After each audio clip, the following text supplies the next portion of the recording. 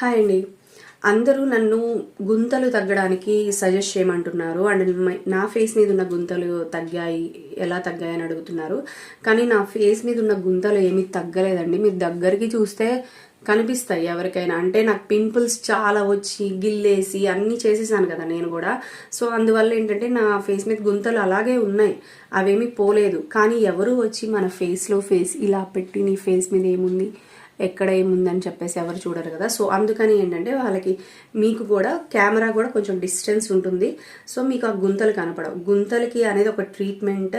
మనం డాక్టర్ దగ్గరికి వెళ్ళి లేజర్ కానివ్వండి, డెర్మారోలర్ అలాంటివి యూస్ చేస్తేనే, ఈవెన్ ఇంట్లో ఉండి డెర్మారోలర్ యూస్ చేసినా కూడా మీకు గుంతలు అనేవి తగ్గవు.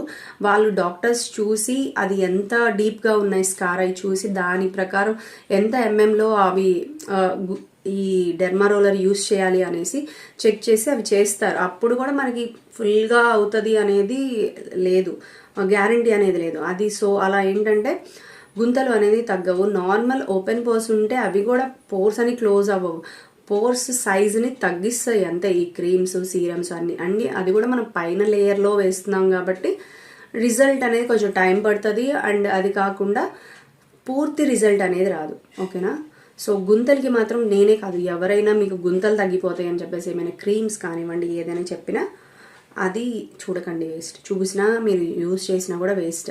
చాలా డిఐవైస్ అయితే మీకు గుంతలు తగ్గిపోతాయి, ఈ క్రీమ్లు వాడితే గుంతలు తగ్గిపోతాయి అని చెప్పేసి చాలా వీడియోస్ ఉన్నాయి. నేనైతే ట్రై కూడా చేశాను బిఫోర్, ఈ స్కిన్ కేర్ స్టార్ట్ చేయకముందు. నాకైతే ఏమీ రిజల్ట్ రాలేదు.